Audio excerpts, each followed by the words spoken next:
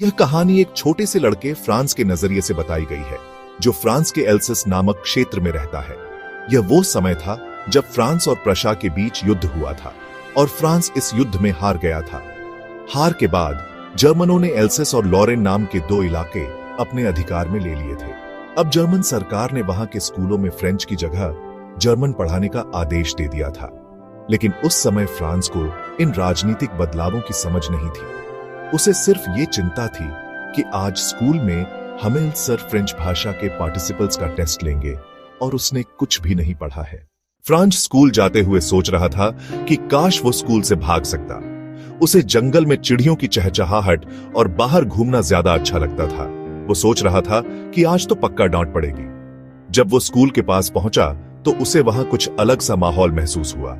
आमतौर पर जब स्कूल शुरू होता तो काफी शोरगुल होता, बच्चों की आवाजें, डेस्क सरकने की आवाज, मास्टर साहब की डांट। लेकिन आज वहां पूरी तरह शांति थी। स्कूल के अंदर का नजारा एकदम अलग था। हमेल सर ने त्योहार वाले कपड़े पहने हुए थे, हरे कोट, फ्रिल वाली शर्ट और कढ़ाई वाली काली टोपी। और तो और गांव के बुजुर्ग लोग भी क्लास के पीछे बैठकर चुपचाप पढ़ाई सुनने आए थे। ऐसा पहले कभी नहीं हुआ था। फ्रांस को यह सब देखकर अजीब सा लगा, लेकिन वह अपनी सीट पर जाकर बैठ गया। थोड़ी देर बाद हमेल सर ने बहुत गंभीरता से कहा, बच्चों, आज मैं तुम्हें आखिरी बार फ्रेंच पढ़ा रहा हूं। जर्मन सरकार का आदेश आया था कि कल से स्कूलों में जर्मन भाषा पढ़ाई जाएगी। इसका मतलब था कि यह आज का पाठ फ्रांस का अंतिम फ्रेंच पाठ था। यह सुनकर फ्रांस के मन में गहरा पछतावा हुआ।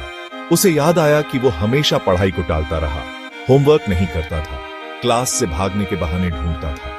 आज जब वो आखिरी बार फ्रेंच पढ़ रहा था, तब उसे एहसास हुआ कि यह भाषा कितनी सुंदर, मीठी और अपनी है।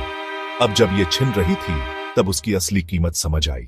हमेल सर ने सबको समझाया कि अपनी मातृभाषा को कभी नहीं भूलना चाहिए। उन्होंने कहा, जब कोई जाति अपनी भाषा को गुलामी के बावजूद भी बचाकर रखती है, तो वह जैसे अपनी आजादी की कुंजी बचा रही होती है।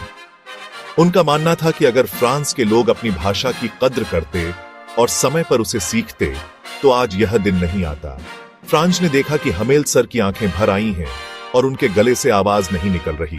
उन्होंने चौक से ब्लैक बोर्ड पर लिखा, वीव ला फ्रांस, फ्रांस जिंदाबाद।